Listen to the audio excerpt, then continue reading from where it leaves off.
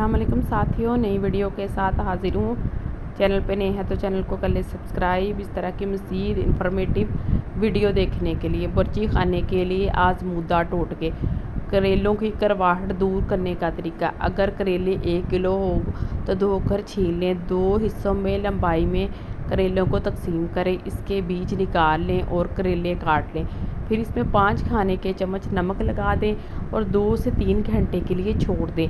इसके बाद मल कर धोएं और करेलों को निचोड़ कर दूसरे बर्तन में रखें।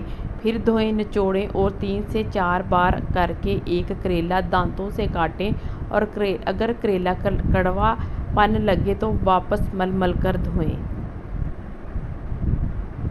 गोश्त को जल्दी गलाने के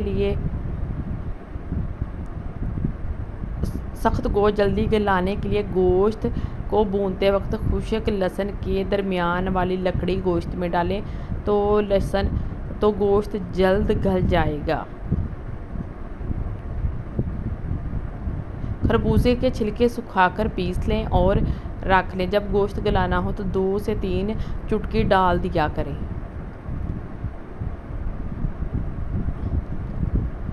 गोश्त अब जल्दी नहीं गलता जब गोश्त बूढ़े जानवर का हो। गाय का गोश्त हमेशा वक्त लेता है गलने में, जबकि बकरे का गोश्त जल्दी गल जाता है। देर से गलने की वजह बूढ़े बकरे का गोश्त हो। मटर के दाने फ्रीज करने का तरीका। अक्सर लोग मटर हल्का सा बॉयल करके फ्रीज़ करते हैं, लेकिन पकाने पर वो अपना असल जायका खोल देते हैं और रंग अलग हो जाता है। लिहाजा ये तरीका मटर के दाने में फ्रीज़ करने का बेहतरीन है। मटर के दानों को प्लास्टिक की थैली में डालकर फ्रीज़र में रख दें। जितनी ज़रूरत हो मटर के दाने निकालें और पका लें, बाकी दोबारा फ्रीज़ कर दें। किचन के कैबिनेट्स में चूंटियाँ जैसे बारीक कीड़े कैबिनेट खाली करने के बाद ब्रश से गर्दो गुबार साफ़ कर लें। पानी के लिए जो स्प्रे बोतल मिलती है, इसमें सिरका भरकर हल्का सा स्प्रे कर लें और 24 घंटे बाद खुश्क तौलिए से सफाई करने के बाद सामान साफ़ करने के बाद दोबारा कैबिनेट्स में रखें। तमाम जार अच्छी तरह चेक करें। कोई मसाला या दाल वगैरह ख़राब तो हो गई हो तो इसे फ़ौरन हटा दें। कैबिनेट्स में चंद तेज़ पत्ते रख दें।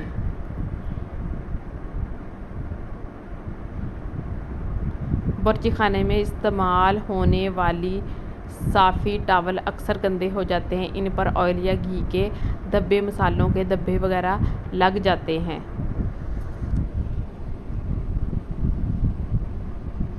इनके लिए या तो नीम गर्म पानी में सर्फ मिलाकर धोएं या फिर शैम्पू से इनको धो लें और इंशाल्लाह साफ़ियों से दाग धब्बे दूर हो जाएंगे।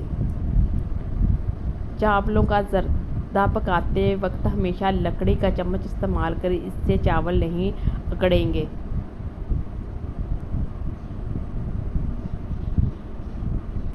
आटा, बेसन या मैदे में बहुत जल्द सुसरी पड़ जाती है, लेकिन अगर इसमें 2-3 तेज पत्ते डाल दें तो सुरसी नहीं पड़ेगी इंशाअल्लाह ताला।